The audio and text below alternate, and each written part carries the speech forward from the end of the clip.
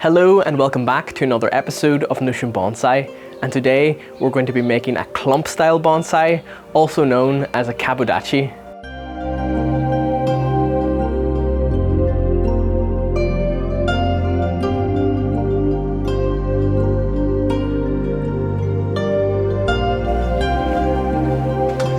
And now when it comes to the type of material that we use when making a Kabudachi, in general, deciduous trees are used more than evergreens. And a Kabudachi planting generally has more than 5 trees in it. So if you are doing this, I would recommend going with maybe 7 or 9 trees, just so that if some of the trees do die, you are left with a clump of more than 5. And as you can see down here, the material that we're using in this video today is some Japanese maple. And these are the exact same maples that I grew from seed from Heron's Bonsai in another video. And now when you are making it, especially with maples, you would want to do this planting just as the buds begin to open. But I have left these maples just a little bit longer so that I can see the type of leaves that they have on them. And this is really so that I can select material that is similar in type, in terms of the color of the leaf, the space between the internodes, the thickness of the trunk, and even the shape of the leaves, because whenever this eventually fuses together into looking like one tree, you want the whole thing to look like it is the one tree. And if you've got, for example,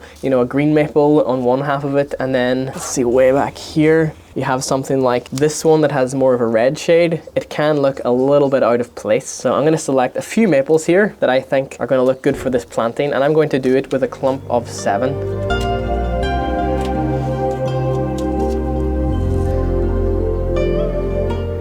So as you can see, all 7 of these maples do look pretty similar in terms of leaf color, size, height, and leaf shape. I think this is a really good starting point in making the clump style. And of course, if you can't get access to Japanese maple like I have here, of course there are many other deciduous species that look great as a clump style. You could use oak, beech, hawthorn's a pretty good one, apple. Many different species look great as a clump style. I just wouldn't advocate for using evergreens like pine or juniper. That's not to say that you could give it a go if you wish to. Personally, I just think deciduous look a lot better as a clump style. And now before we start, the tools that we'll be using in this video today are some root pruning shears, a chopstick, some gene pliers, and wire cutters. And as always, by no means do you need all of these specialized bonsai tools. Instead of these root cutters, you could use an ordinary pair of garden scissors, just whatever you have at your disposal to get the job done. When I got started in bonsai, I just used a really cheap pair of garden scissors. This is them here. I used these for about a year and they did me pretty good. You just want to make sure that whatever tools that you do use are clean and sharp. Clean because you don't want to introduce any fungal or bacterial infections to your trees, and sharp because a sharp pair of tools will give you a cleaner cut, and clean cuts heal so much faster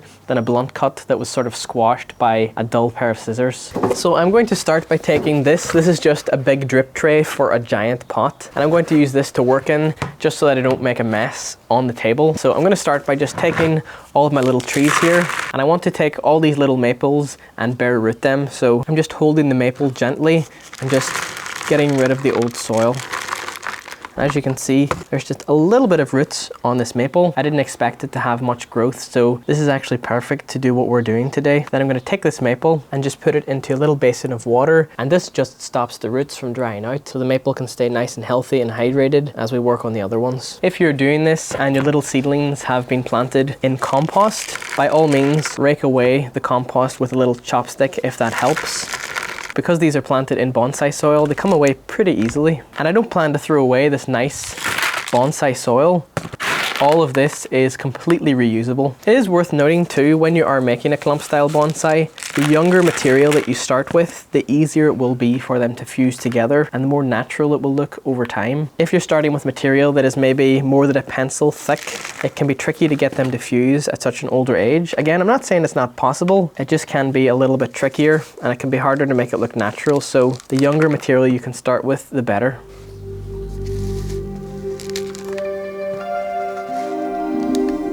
The technique that I will be using to fuse the clump together is a combination of raffia and bonsai wire. The raffia is there simply to protect the little trunks as we tighten the wire together. I have seen others use things like aquarium tubing or just a rubber tube to put over the wire as you tighten it onto the clump. That works also, just whatever you have at your disposal to use. I like raffia because over time it naturally decomposes off trees, and usually when this decomposes off a tree, that's usually an indication of it's time to take the wire off because they've fused. So what I'm looking for in one strand of raffia is just to find one that's long enough and thick enough to do what we need it to do. So this one here is pretty good, nice and thick. I'm just going to take that and cut it off this bundle.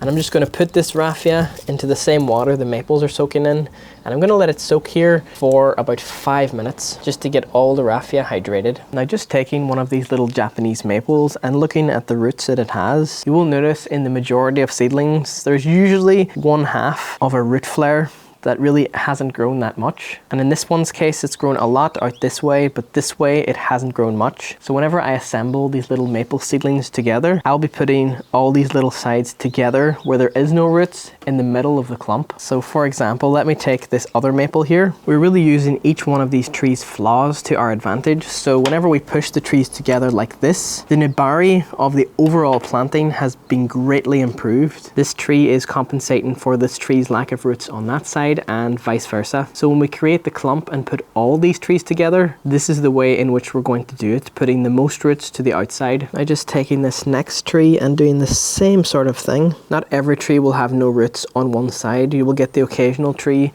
that has a really good nibari. Let me just spin this around.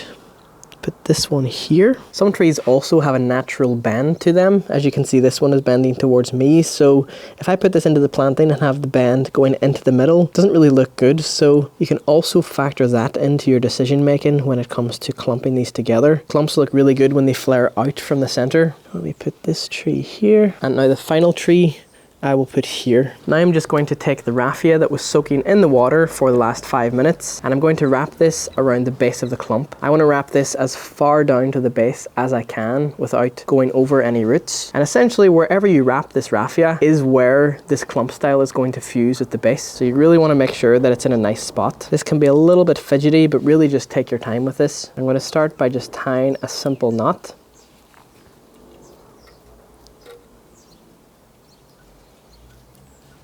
So I have started by just tying a simple knot. Then I'm going to take this raffia and tighten it around the clump. You don't want to go too tight with this because the wire on top of this raffia will do the holding job. This is just to protect it. And as you can see here, I've got a little bit of raffia around there. I'm pretty happy with it. I'm now going to use this little extra piece we had off the first knot to tie it off again. I'm going to take these little root pruning shears and cut off the excess raffia.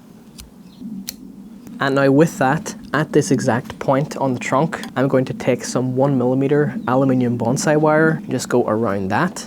Right at the very base where I want this to fuse is where I will tie the wire. So I'm just gently crossing it over like this. And then once I have it twisted to the point where it's holding itself in place, I'm just going to snip this wire with these wire cutters. And this will allow me to grab it and tighten it the rest of the way with the gin pliers. And again, you don't want to tighten this too tight because these are little delicate seedlings.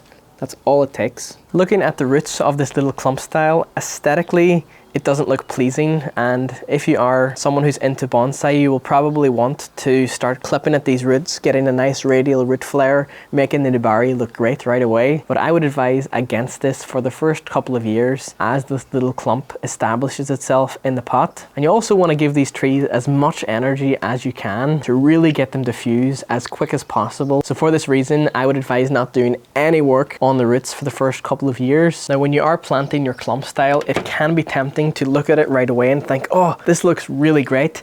Let's get it into a nice little bonsai pot and call it a day there. This is a really common mistake among bonsai beginners. You stick a tree into a pot and call it finished at that. Of course, if you wish to, you could do that, but it would slow down the development of the tree. Instead, I would advocate for planting it into a much larger pot, like this one here, and this will allow the roots and the trunks to thicken much faster so that they fuse faster. The shape of the pot is also an important factor to think about, because if you take an oval pot or a rectangular pot like this one, or a rectangular bonsai training pot, as the root base grows, it will be longer on one side than the other. And because we're making a Kabudachi, they generally have a really even root spread around them. So I would advocate for always using a circular pot for Kabudachis, especially when training the nibaris on them. So that's the reason why I've chosen this slightly larger circular pot. And if you're wondering where I got this pot, this is just a bowl that I found in a second-hand store, and I drilled some holes on the bottom here with some ceramic drill bits to prepare this pot, just so that no bonsai soil falls out of the base, I'm just taking some of this mesh tape, cutting a little square of it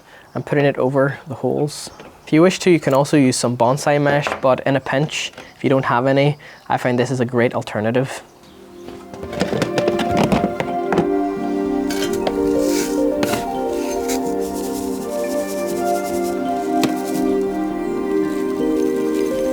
And the soil mix that I'm using here today is just a mix of pumice, akadama and lava rock. And this one also has a little bit of zeolite. You just want to make sure that whatever soil that you are using, especially in bonsai, is really aerated. That way lots of oxygen can get to the roots. However, there are some conditions in which if you live in a hot climate, unlike me, where it's very rainy here, you might want to add in some compost just to retain extra moisture so that you aren't watering like 3 or 4 times a day. And because I don't want to use any wire on this to hold it in the pot, I am going to plant it fairly deep, just fanning out the roots. This chopstick here, just to make sure that they're all in a nice growing position before they begin. I'm pretty happy with that. The roots look nice and radial. Then we can just top it off with more bonsai soil.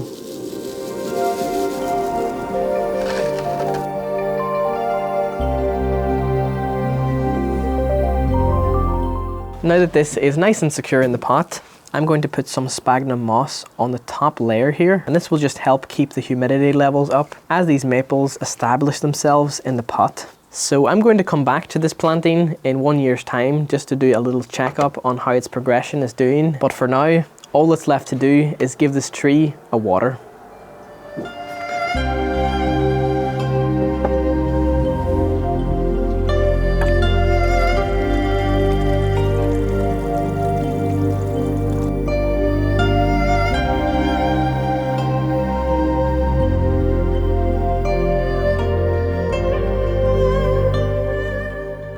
And on that, I'm going to end off this video right here. If you enjoyed, please be sure to leave a like in this video. It really helps out the channel a lot with the YouTube algorithm. And throughout the growing season, as this tree progresses, I'm going to be giving it a high nitrogen fertilizer. And this will just boost the elongation of the shoots on the tops of the trees. And as a result, you will get a thickening and a better fuse on each of the little seedlings. Please let me know in the comments what you thought of this video. Perhaps there is something you would have done differently. I'd love to hear your guys' thoughts down below. I'm always open to new and different ideas in bonsai. If you would like to support me and the things that I do on this channel, like creating a little clump style maple, hit the thanks button down below. And if you'd like to stay updated on all the things that I do off camera, please follow me on Instagram. It's @NotionBonsai, and you'll be able to see all the things that I do on there. But on that, thank you so very much for watching.